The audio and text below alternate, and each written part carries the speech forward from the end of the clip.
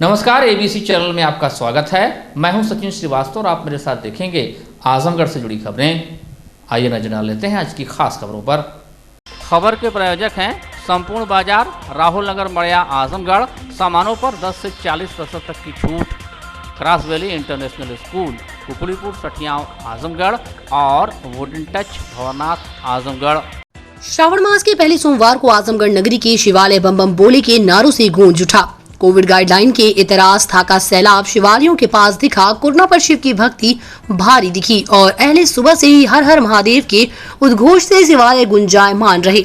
मंदिरों की विशेष सजावट के बीच श्रद्धालुओं ने पूरी श्रद्धा के साथ भगवान भोलेनाथ का जलाभिषेक किया। हालांकि कोविड गाइडलाइन का पालन कराने के लिए मंदिरों के व्यवस्थापकों ने बैरिकेडिंग और शिवालयों में प्रवेश के लिए वॉलंटियर भी लगा रखे थे। भारी संख्या में पुलिस बल की भी चप्पे चप्पे पर तैनाती रही। इसके बावजूद आस्था का बहाव कहीं रुकता टूटता नजर नहीं आया। मंजर ये रहा कि हर हर महादेव व ओम नमः शिवाय के जयकारे से पूरा मंदिर परिसर गूंजता रहा। भीड़ को पुलिस ने काफी मुश्किल से नियंत्रित किया। शहर में भंवरनाथ क्षेत्र के प्राचीन व प्रसिद्ध मंदिर में सर्वाधिक भीड़ रही। अहले सुबह पुलिस अधीक्षक सुधीर कुमार सिंह भी मंदिर पहुंच भोलेनाथ का जलाभिषेक किए।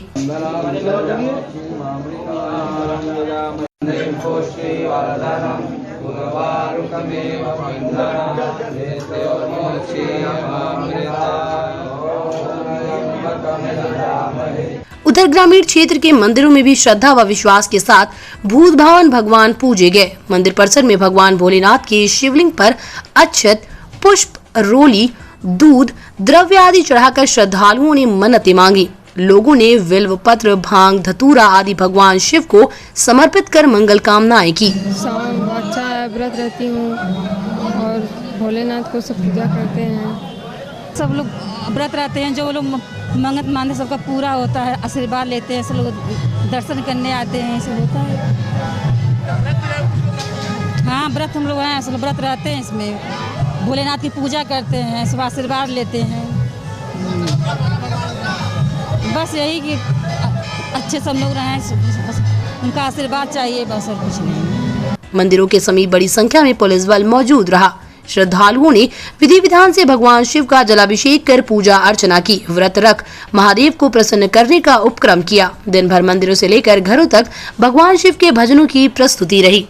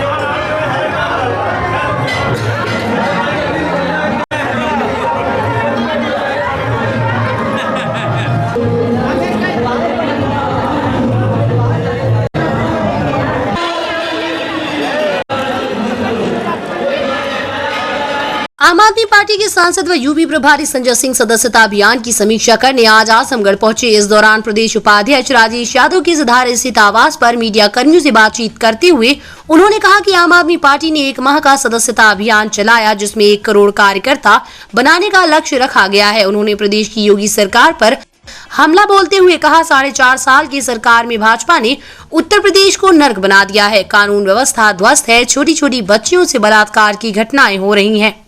एसपी फिरौती मांग रहा है। हाथरस जैसी घटनाएं शर्मिंदा कर देती हैं। आप सांसद ने कहा कि भाजपा सरकार ने शिक्षक भर्ती में पिछड़े वर्ग के आरक्षण में कैंची चलाई है। खुशी दुबे जैसी महिला बेगुनाह होते हुए भी पिछले 1 साल से जेल में बंद है। भाजपा सिर्फ नफरत की राजनीति कर रही है। इस पार्टी को जनता मुंह तोड़ जवाब देगी। जिस पार्टी ने प्रभु श्री राम के मंदिर निर्माण के नाम पर चंदा चोरी कर लिया। श्री सिंह ने कहा कि चुनाव प्रचार के दौरान 2017 में प्रधानमंत्री मोदी और योगी आदित्यनाथ घूम घूम कर शमशान बनाने की बात करते थे और उन्होंने इसे सही साबित कर दिया। कोरोना काल में हर गांव में उन्होंने शमशान बनाया। पेगासस जासूसी मामले में हमला बोलते हुए संजय सिंह ने कहा, ये सरकार पत्रकारों की जासूसी करा रही है, मीडिया संस्थानों पर छापेमारी करा रही है और कोरोना की तीसरी लहर की तैयारियों के नाम पर घोटाला कर रही है।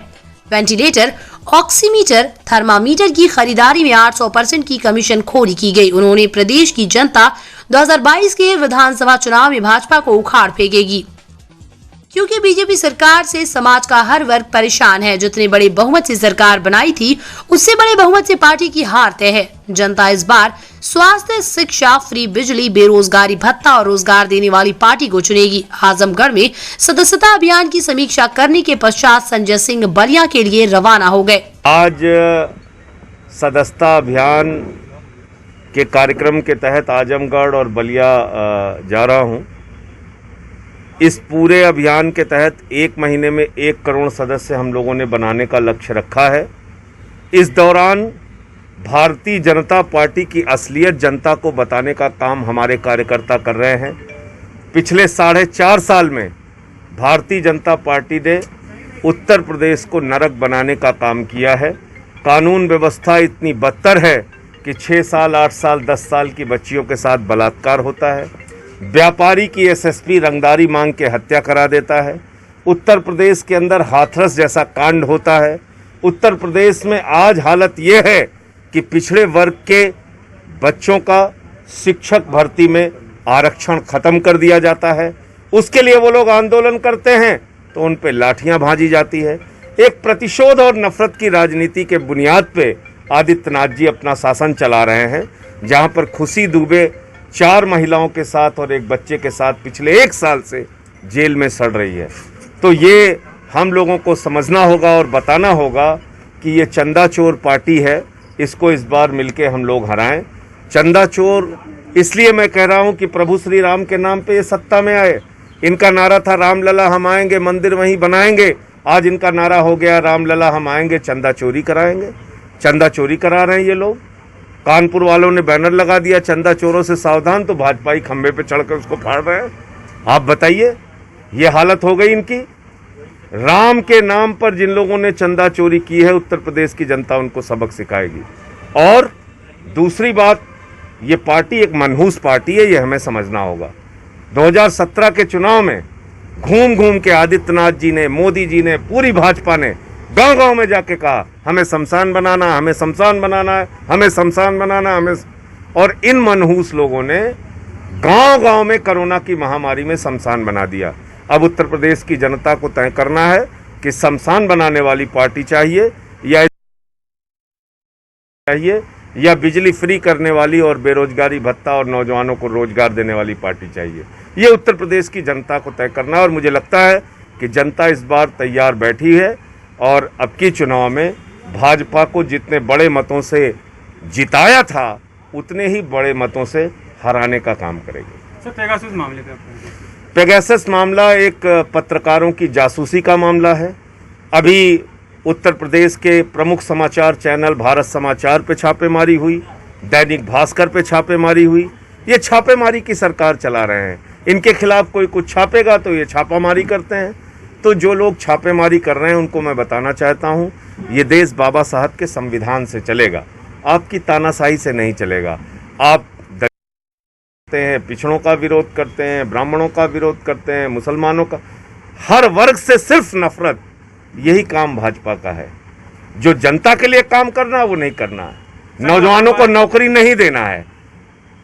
पुरानी पेंशन की बहाली के लिए आंदोलन कर रहे हैं पूरे उत्तर प्रदेश और देश के कर्मचारी, लेकिन पुरानी पेंशन देने के नाम पे सरकार पीछे हट जाती है।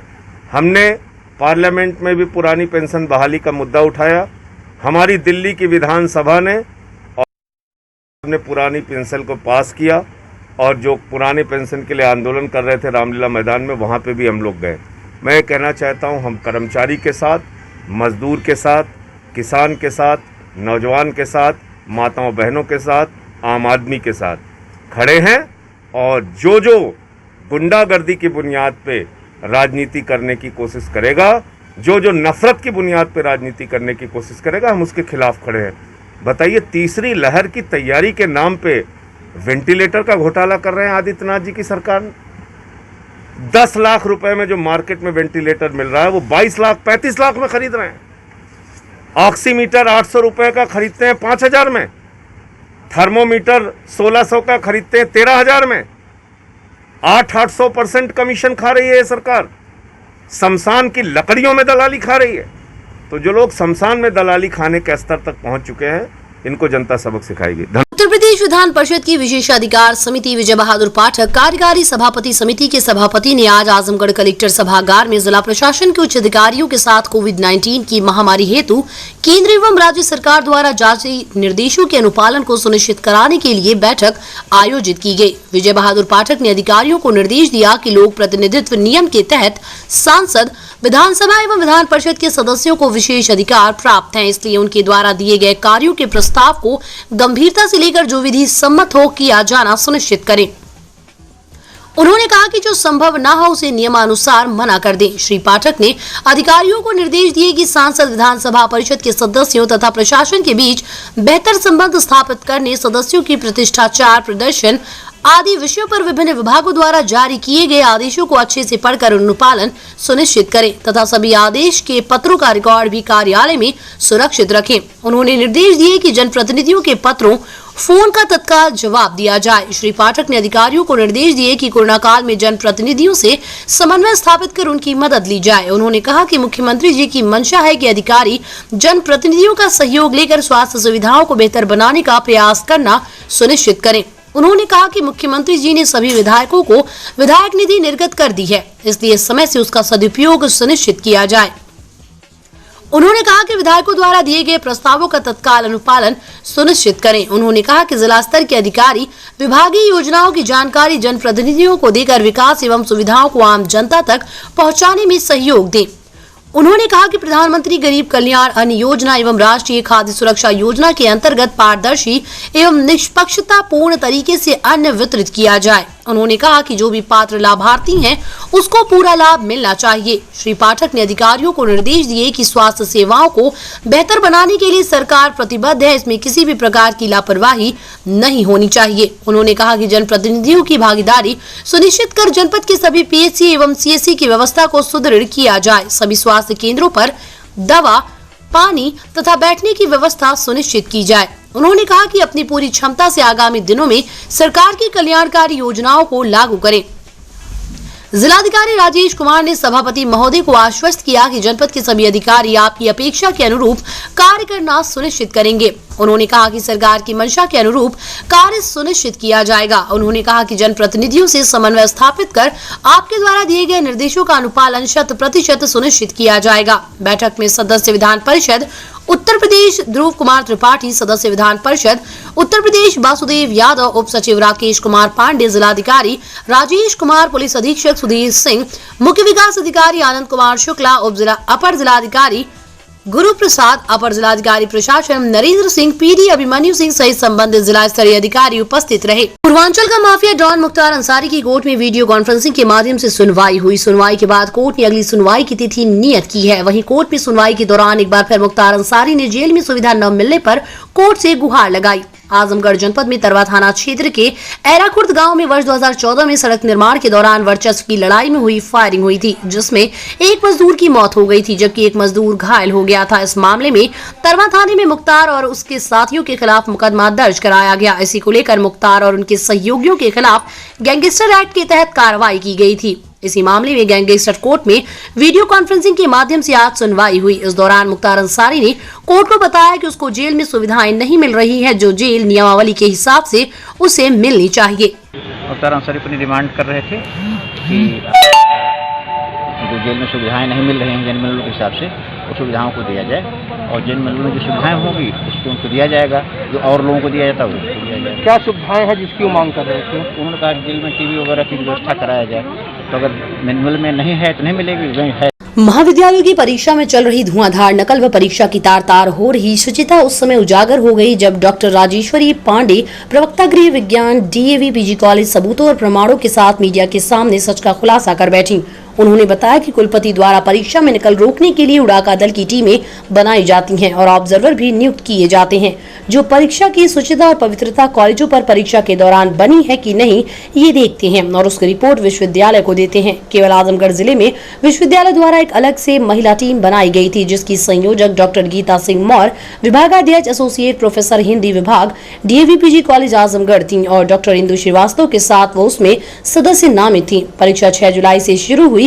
पारिवारिक कारणों से वो कॉलेज से 9 जुलाई को रिलीव होकर टीम के साथ कॉलेजों के निरीक्षण में चलने लगी, जहां कॉलेजों में नकल पकड़ी गई। जब उसकी रिपोर्ट न करते हुए शुचितापूर्ण परीक्षा दिखाया गया तो उन्हें बेहद आश्चर्य हुआ। संयोजक से पूछने पर उन्होंने कहा कि मानवीय दृष्टिकोण के कारण ऐसा करना पड़ता है। जहां निरीक्षण के लिए डॉक्टर गीता सिंह पहुंचती थी, कुछ देर बाद उनके पति डॉक्टर अखिलेश चंद्र मौर्य, जो गांधी पीजी कॉलेज मालटारी आजमगढ़ में BEd विभाग के एसोसिएट प्रोफेसर हैं, उसी सेंटर पर पहुंच जाते थे।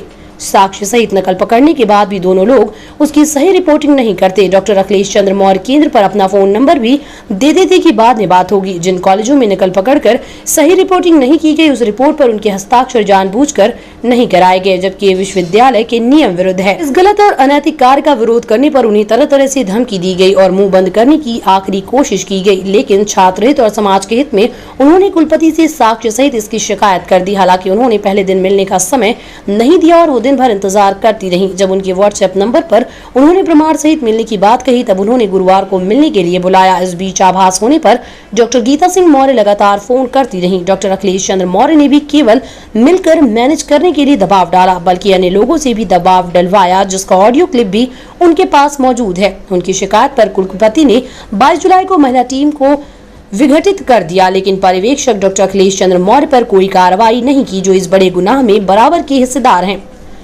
उन्होंने बताया कि अब मुझे दोनों पति पत्नी की तरफ से लगातार धमकियां दी जा रही हैं और बदला लेने की बात कही जा रही है, जिससे मैं और मेरा परिवार डरा हुआ है। लेकिन छात्र हित और शिक्षा के नैतिक मूल्यों की रक्षा के लिए मैं किसी दबाव में नहीं आऊंगी। मैंने सारी जानकारी कुलपति, अध्यक्ष, मंत्री, शिक्षक संघ, महिला आयोग और उच्च अधिकारियों को दे दी है और मेरी मांग है कि डॉक्टर गीता सिंह मौर्य और उनके पति डॉक्टर अखिलेश चंद्र मौर्य के अनैतिक कार्यों की गहन जांच कराई जाए और उनसे मेरे और मेरे परिवार की सुरक्षा की जाए। सबसे पहले तो जो हमारे यहाँ पूर्वांचल विश्वविद्यालय जौनपुर में 2021 की परीक्षा हो रही है स्नातक और स्नातकोत्तर स्तर पर, इसमें बहुत बड़ी धांधली हो रही है। जो हमारे यहाँ परीक्षा की शुचिता और व्यवस्था को बनाए रखने के लिए फ्लाइंग स्क्वाड और पर्यवेक्षक का जो नियुक्तिकरण होता है वो विश्वविद्यालय द्वारा होता है, जिनके द्वारा विश्वविद्यालय जिनको नियुक्त किया है उन लोगों के द्वारा बहुत बड़ी धांधली की जा रही है, जिसमें धन-उगाही एक बहुत बड़ा स्रोत बन गया है इन लोगों का। और इसमें मेरा भी नाम उछाला गया, जिसकी वजह से मुझे आज आप लोगों से प्रेस वार्ता करनी पड़ी।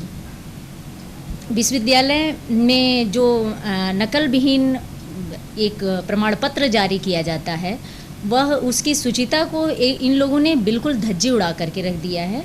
हमारी टीम की संयोजक थी डॉक्टर गीता सिंह जी और हम सदस्य थे, उसमें एक हमारे साथ और सदस्य थी डॉक्टर इंदु श्रीवास्तव जी। तो जिन जिन कॉलेजों में नकल पकड़ी गई, उन कॉलेजों की डॉक्टर गीता सिंह द्वारा सही रिपोर्ट लगाई गई है कि नकल नहीं हो रही है, जबकि उसके सारे साक्ष्य हमने VC मैम के सामने प्रस्तुत किया। VC मैम ने केवल गीता मैडम को, जो गीता मैडम की जो टीम थी, उसको उन्होंने निरस्त किया, जबकि जिस कॉलेज पे हम लोग पहुंचते थे उसी कॉलेज पे उनके डॉक्टर गीता सिंह के हस्बैंड डॉक्टर अखिलेश चंद्र मौर्य जी भी पहुंचते थे। दोनों लोगों के द्वारा नकल विहीन रिपोर्ट लगाई गई, जबकि कहीं 15 मिनट देर से एग्ज़ाम ख़त्म हुआ, वहाँ उन लोगों ने पकड़ा। कहीं पूरी तरह से कॉपियाँ मैच की गई, वहाँ उन लोगों ने पकड़ा और नकल विहीन रिपोर्ट लगाया, जबकि खूब नकल हो रही थी वहाँ। और पूछने पर जब हम पूछते थे कि मैडम ऐसा क्यों किया जा रहा है, तो कहा जाता था हमसे कि ये मानवीय दृष्टिकोण है। आप ही लोग बताइए, आप पत्रकार बंधुओं से ही हम पूछना थोड़ा सा चाहेंगे कि क्या मानवीय दृष्टिकोण परीक्षा में यही होता है कि नकल पकड़ा जाए और उनको छोड़ दिया जाए? और हमारी जो संयोजिका थी, उनके द्वारा यही कहा गया कि राजेश्वरी जी, आप नहीं जानती हैं, ये हमारा मानवीय दृष्टिकोण है, इसलिए हम किसी भी कॉलेज को रिस्ट्रिकेट नहीं कर रहे हैं। ये जो पत्र दे दी थी, क्या कुछ पैसा सब उधर लगाए करके जिस तरह क्या? अब हमारे ऊपर जो दबाव बनाया गया, उससे तो यही प्रदर्शित होता है कि धन उगाही की गई। क्योंकि जिस दिन हम विश्वविद्यालय में पहुंचे थे रिपोर्टिंग के लिए कि वीसी मैडम को हम सही मामले की जानकारी दें कि क्या हो रहा है परीक्षा में, तो उस दिन डॉक्टर गीता सिंह मैम के हस्बैंड जो थे डॉक्टर अखिलेश सिंह जी हमारे पास, अखिलेश चंद्र मौर्य जी हमारे पास फ़ोन करके कहे कि आप मैडम से मिल लो, गीता मैडम से मिल लो। और मुझे ब्लैकमेल करने की भी कोशिश की गई कि आप ज़रूर मिलें, नहीं मिलेंगी तो फिर सारे लोग तरह तरह की बातें कर रहे हैं, बेटा आप जा कर के मिल लो। वहाँ मुझे बहुत ही सरलता से मेरे साथ पेश आया गया, जिसमें मुझे फंसाने की ही साजिश थी, क्योंकि गीता मैडम बीसी मैडम के पास जा कर के बैठी हुई थी। यदि मैं वहाँ जाती तो मुझे ये कहा जाता कि राजेश्वरी जी मुझसे बात करने के लिए आई हैं, जबकि मेरा कोई इस तरह का इंटेंशन नहीं था। आपने प्रेस नोट में लिखा है कि मेरे नाम से भी पैसा लिया जाए। जी, कुछ कॉलेज वालों ने मेरे पास फ़ोन करके कहा कि अरे बहन जी कितना पैसा आप उसमें से खर्चा करेंगी जो आपको मिल रहा है। तब हमने कहा कि भैया हम तो आज उसी काम से जा रहे हैं विश्वविद्यालय कि जो मिला है उसको खर्चा करने जा रहे हैं, जबकि कुछ मिला ही नहीं है तो खर्चा कहाँ से करेंगे।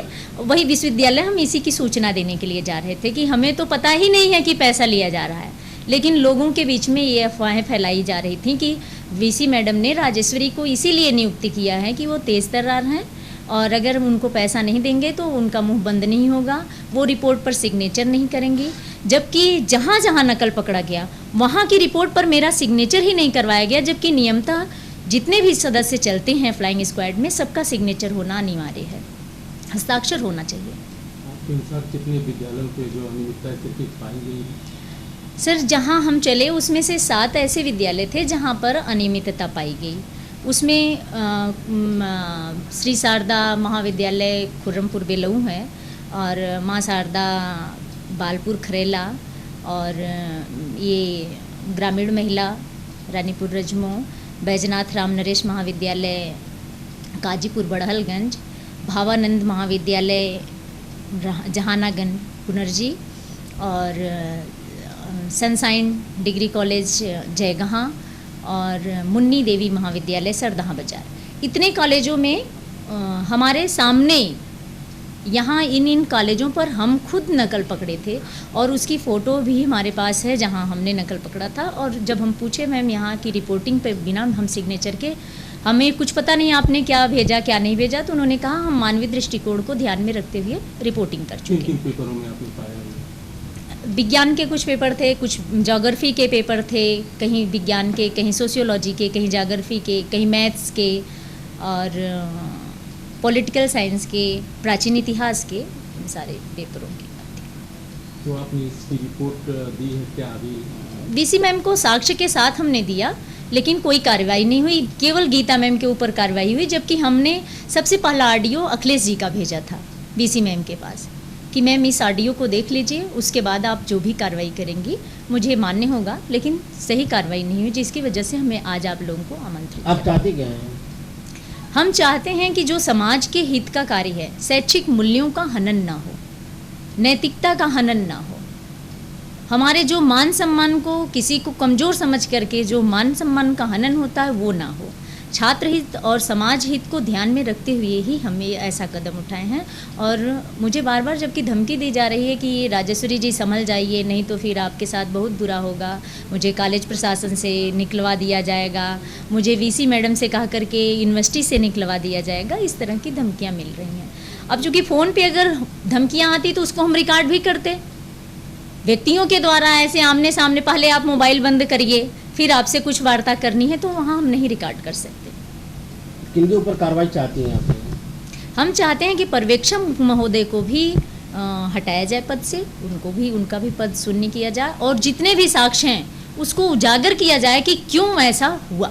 यूपीडा के मुख्य कार्यपालक अधिकारी अवनीश कुमार अवस्थी ने रविवार को जनपद आजमगढ़ में पूर्वांचल एक्सप्रेसवे का आकस्मिक निरीक्षण किया। श्री अवस्थी ने जिले में असोना, बमहौर, सठिया, फूलपुर, खंडोरा, चकिया, निजामपुर, फुलवरिया, बलिहारी, गोविंदपुर एवं टोल प्लाजा, किशनदासपुर आदि स्थानों पर रुक रुक कर पूर्वांचल एक्सप्रेसवे की गुणवत्ता एवं निर्माण कार्यों की बारीकी से निरीक्षण कर अधिकारियों को आवश्यक दिशा निर्देश दिए।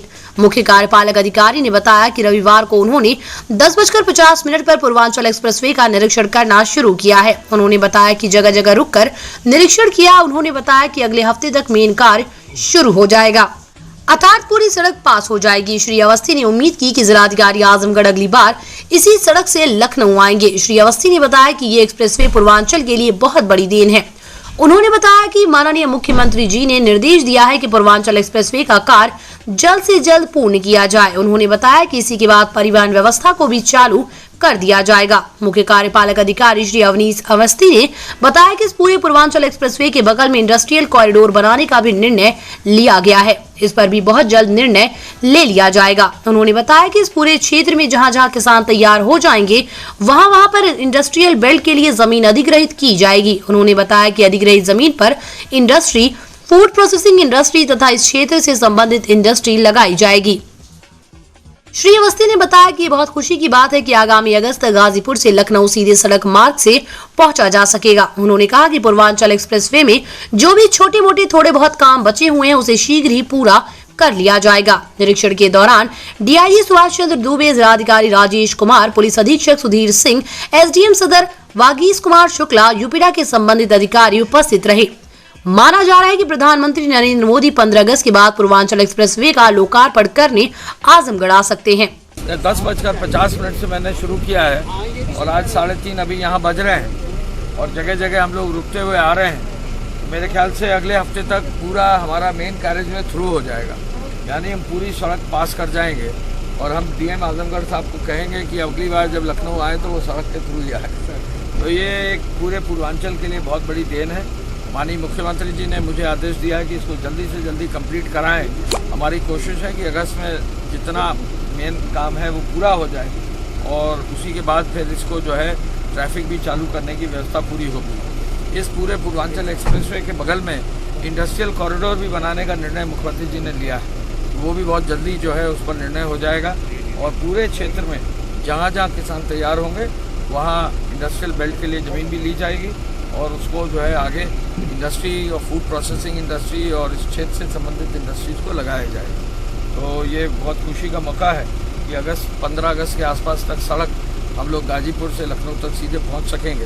ये एक बड़ी बात है। थोड़े बहुत जो काम छूटे हुए हैं उनको हम जल्दी जल्दी पूरे कराने का प्रयास। स्वास्थ्य विभाग में हुआ वही जिसकी आशंका थी। कई दिनों के आंदोलन के बाद एम्बुलेंस कर्मचारियों ने रविवार को आधी रात से चक्का जाम कर दिया। सिर्फ 8 एम्बुलेंस आपात सेवा के लिए छोड़ शेष को हाईवे के निकट खड़ी कर प्रदर्शन कर रहे हैं। कई दिनों से चल रहे आंदोलन की सुध न लिए जाने के बाद मामला इस स्थिति तक पहुंचा है कि 100 एम्बुलेंस के पहिए जाम होने से मरीजों के साथ उनके तीमारदारों की जान भी सांसत में पड़ गई है, जिसे आंदोलन जीवनदायी स्वास्थ्य विभाग एम्बुलेंस कर्मचारी संघ लखनऊ के आह्वान पर चल रहा है। रविवार को जिलाध्यक्ष राजीव शर्मा के नेतृत्व में एम्बुलेंस कर्मियों ने जिला अस्पताल परिसर में धरना प्रदर्शन भी किया था। कर्मचारियों का कहना है कि एडवांस लाइफ सपोर्ट के सभी कार्यरत एम्बुलेंस कर्मचारियों को कंपनी बदलने पर हटाना अन्याय है। पुराने व अनुभवी कर्मचारियों को हटाने से जनता की जान जोखिम में पड़ जाएगी। जब सरकारी कर्मचारी की ट्रेनिंग सरकार के धन से होती है तो कंपनी को बीच से हटाकर कर्मचारियों को हरियाणा की भांति नेशनल हेल्थ मिशन के अधीन कर एम्बुलेंस का संचालन स्वास्थ्य विभाग को करना चाहिए। उन्होंने कहा कि कोरोना महामारी के दौरान अग्रणी भूमिका निभाने वाले कोरोना वॉरियर्स एम्बुलेंस कर्मचारियों को हटाना उनका अपमान है। यदि कर्मचारियों को ठेके पर ही रखना सरकार की मजबूरी हो तो हमें एनएचएम अधीन ठेके में रखा जाए ताकि कंपनियों के बदलने पर नौकरी जाने का भय न रहे। जिलाध्यक्ष ने बताया कि जिले में कुल 108 एम्बुलेंस की गाड़ियां, जिसमें 102 एम्बुलेंस, 51,108 एम्बुलेंस, 52 और 2 एम्बुलेंस एडवांस लाइफ सपोर्ट की सुविधा वाले हैं, जिसमें जनहित के लिए सिर्फ 8 ब्लॉकों में 108 एम्बुलेंस को चलने दिए हैं। बाकी गाड़ियां भंवरनाथ से 500 मीटर आगे फैजाबाद रोड पर खड़ी है। उन्होंने कहा कि मांगे पूरी नहीं हुई तो आंदोलन और भी उग्र होगा। हम लोग 3 दिन से कंटिन्यू शांतिपूर्ण धरना कर रहे थे, जिसकी सूचना हमने एसडीएम को दिया था। डीएम साहब को देने गया था, वो चले गए थे, उनको नहीं दे पाए, तो एसडीएम साहब को उसकी सूचना दी गई। 23, 24, 25 3 दिन शांतिपूर्ण धरना था और हम लोगों ने उसमें साफ शब्दों में लिख दिया था कि अगर हम लोगों की मांगें नहीं पूरी होंगी तो हम लोग 26 तारीख से चक्का जाम कर देंगे।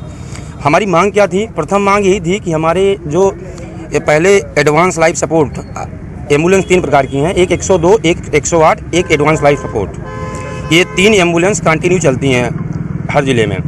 तो एडवांस लाइफ सपोर्ट में हमारे 250 कर्मचारी 250 एम्बुलेंस पूरे प्रदेश में हैं, जिसमें 1200 कर्मचारी कार्यरत हैं। आज तक उसका टेंडर जीबीके के हाथ में जो था और जीबीके उसको चला रही थी। आज की डेट में योगी जी की सरकार में वो टेंडर जीबीके से हटा के चिकित्सा हेल्थ केयर को दे दिया गया। और चिकित्सा हेल्थ केयर कह रही है कि मैं आप लोगों को अपनी कंपनी में नहीं रख पाऊंगा, और रखूंगा भी तो मुझको 20,000 रुपये DD चाहिए, प्लस सैलरी हम लोग 12,725 पाते हैं। वो कह रही है हम आपको 10,700 देंगे। 20,000 DD लेने के बाद 10,700 रुपये में निरंतर सैलरी बढ़नी चाहिए। हम लोग कोरोना जैसा महामारी में कंटिन्यू दिन रात लग के मेहनत की है। Advance life support continue corona ही मरीज होती थी जब तक कोरोना था, और आज की डेट में हमारे 1,000 कर्मचारी बेरोजगार हो रहे हैं। 40 साल जिले से भी धरना देने पूरे उत्तर प्रदेश में चक्का जाम है। आजमगढ़ में अलग अलग जिलों से भी धरने में एम्बुलेंस आए हैं क्या? नहीं, केवल ये आजमगढ़ के जिले का है। अदर जिले की एम्बुलेंस अदर जिले में है। आजमगढ़ में केवल आजमगढ़ की एम्बुलेंस है। चक्का जाम से क्या मरीजों को परेशानियां नहीं? मरीजों को हम लोग कभी नहीं चाहते हैं कि आम जनमानस को कोई नुकसान हो। हम हर तहसील में एक ब्लॉक पे एक एम्बुलेंस 108 की इमरजेंसी के लिए दिए हैं। अगर किसी को कोई समस्या आती है तो वो एम्बुलेंस कार्य करेगी, जारी रहेगा। और प्रदेश कमेटी मेरी लखनऊ इको गार्डन में बैठी है। हम प्रदेश व्यापी आंदोलन है, प्रदेश कमेटी के आदेशानुसार हम यहाँ पे आंदोलन किए हैं। जब तक वहाँ कोई समझौता नहीं होगा तब तक यहाँ हड़ताल ऐसे जारी रहेगी। भाजपा अल्पसंख्यक मोर्चा का प्रदेश अध्यक्ष बनने के बाद पहली बार आजमगढ़ आए कुंवर बासित अली का मोहम्मदपुर बाजार में कार्यकर्ताओं ने जोरदार स्वागत किया। इस अवसर पर उन्होंने कार्यकर्ताओं को मोर्चे की आगामी रणनीतियों व कार्यक्रमों के बारे में भी अवगत कराया। कुंवर बासित अली ने कहा कि अल्पसंख्यक मोर्चा विशेष रणनीति बना रहा है। प्रदेश में 2022 के विधानसभा चुनाव में हर बूथ पर भाजपा अल्पसंख्यक मोर्चे की कमेटी गठित की जाएगी। अल्पसंख्यकों के मन में भाजपा के प्रति फैली भ्रांतियों को दूर किया जाएगा। मोर्चे के पदाधिकारी और कार्यकर्ता उत्तर प्रदेश में मुस्लिम समुदाय के लोगों के घर घर तक पहुंचकर उन्हें केंद्र और प्रदेश सरकार की उन योजनाओं की जानकारी देंगे और बताएंगे कि किस प्रकार योगी सरकार ने उनके लिए काम किया है। हमें उम्मीद है अगर सही तरीके से चीजों को पेश किया जाएगा तो वैचारिक बदलाव आएगा। उन्होंने दावा किया कि प्रदेश में एक बार फिर से योगी जी के नेतृत्व में भाजपा सरकार बनेगी। भारतीय जनता पार्टी की एक बार फिर से सरकार बनेगी और हम 350 सीट के आसपास जीत कर आएंगे। आज के लोग राजनीतिक में ये जातिगत लोग इसमें प्रचार प्रसार कर रहे हैं। क्या माइनॉरिटी को आप एक तरफ भाजपा जनता पार्टी की तरफ खींचकर आप लोग ले जाने की वोटिंग करवाने की क्या करते हैं? क्या भारतीय जनता पार्टी अल्पसंख्यक मोर्चा का कार्यकर्ता आज भारतीय जनता पार्टी के लिए जी जान से लगा है और अब बूथ पर हमारे कार्यकर्ता पूरे मजबूती के साथ काम कर रहे हैं। और इस बार अल्पसंख्यक मोर्चे की बड़ी भागीदारी होने जा रही है, अल्पसंख्यक वोटों की बड़ी भागीदारी होने जा रही है। और योगी जी को पुनः एक बार मुख्यमंत्री बनाने के लिए मुसलमान जी जान से लगा है और हम मुख्यमंत्री जी को एक बार से पुनः मुख्यमंत्री बनाकर अल्पसंख्यक मोर्चा और उत्तर प्रदेश के तमाम मुसलमानों की ओर से एक लगभग 25% वोटों के आसपास हम वोट करके सरकार बनाएंगे, ये हमारा वादा है। डीजल इतनी महंगा दिन पर दिन होते जा रहा है, उसके बारे में आपको क्या लगता है? समस्या है, उसके लिए नीतियाँ हैं, सब कुछ है और ये पूरी दुनिया के साथ है।